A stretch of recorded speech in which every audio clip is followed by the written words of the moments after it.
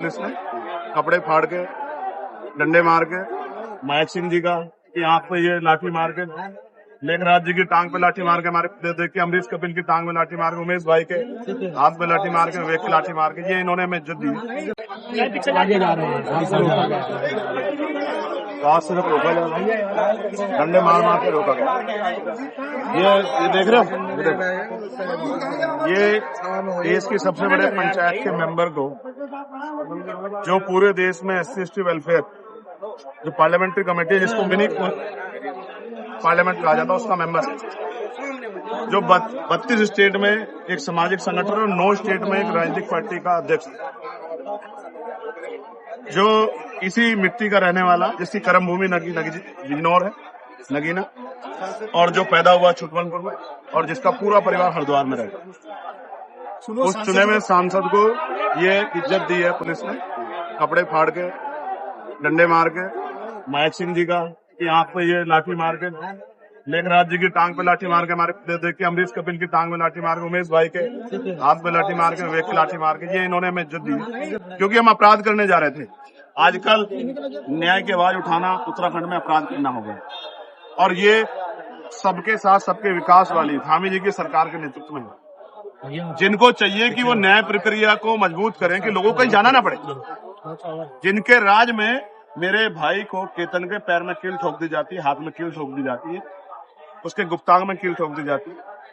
जैसा उसके पिताजी ने बताया, उसको जानवरों की तरह पीटा जाता है, और फिर फोन करके बताया जाता है कि हत्या करती। ये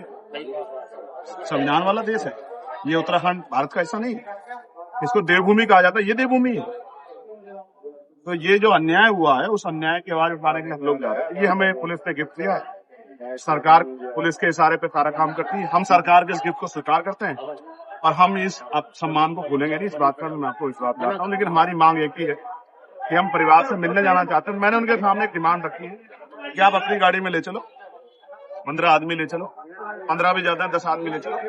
लेकिन जब आप वहाँ चैलेंज करवाते हो, पूरा जाम लगा के, एक भीड़ जो है चैलेंज करती है कि किसी की माँ ने दूध नहीं पिया, तो भाई देखो, अपने लोगों की रक्षा के लिए और उनके सम्मान की रक्षा के लिए हम हर कीमत तक गुजरने के तैयार है, चाहे हमें लाठी आदि कुछ भी गोली मिले।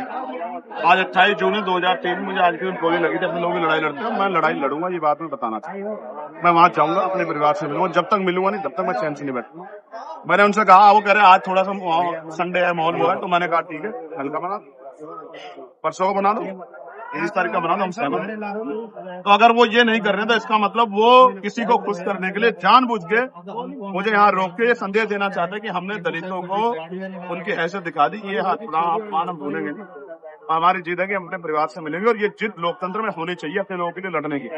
सेटिंग नहीं होनी चाहिए, अपने लोगों के लिए लड़ना चाहिए, एक नेता का कर्तव्य है। और मैं उनका बेटा भाई हूँ, उस बहनों की चीख मैंने सुनी है, उस माँ की, उस बाप का दर्द मैंने सुना है, वो माँ डर के साया में कल उनकी हत्या हो सकती है सामूहिक रूप से। ये उत्तराखंड है, यहाँ कफालटा जो है ये हमारे सामने है 1980। अगर 1980 जैसा माहौल यहाँ बना जाएगा तो हम लोग स्वीकार नहीं करेंगे। यहाँ मटकी छूने पे,